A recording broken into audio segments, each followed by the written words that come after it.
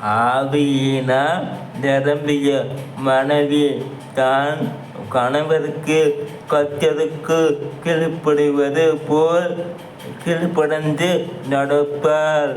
அதுபோல் ஆவியினால் நிரம்பிய கணவன் கிறிஸ்து சபையை நேசித்தது போல் தான் மனைவியை தியாக அன்போடு நேசிப்பான்.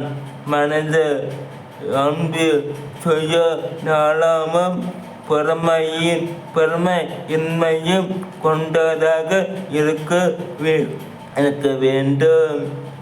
ஆனால் பரிசுத்த ஆவி தரும் அன்பு மணக்கும் அன்பு பெருமையான மென்மையான நிலையான அன்பு நமக்காக இருக்க வேண்டும். பெருமை, கோபம், சுய நலம், மண்மணிக்காத மனம் ஆகியவை குடும்ப அமைதியை அழைக்கின்றன. ஆனால் கணவன் மனைவி இருவரும் பரிசுத்த ஆவியின் கட்டுப்பாட்டில் வாழும்போது வீட்டின் சூழ்நிலை தானாகவே மாறுகிறது.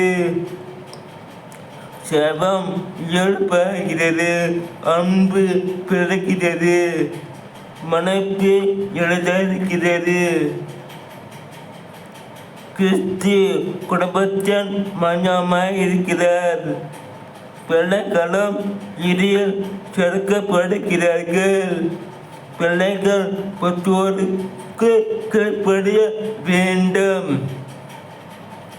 பெற்றோர்களும் பிள்ளைகளுக்கு கற்றிருக்கின்ற போதனைகளில் வளர்க்கின்றன. ஆவியினால் நிரம்பிய குடும்பம் உலகத்துக்கு தன்னுடைய கிருபையின் சாட்சியாக மாறுகிறது. ஆமென்.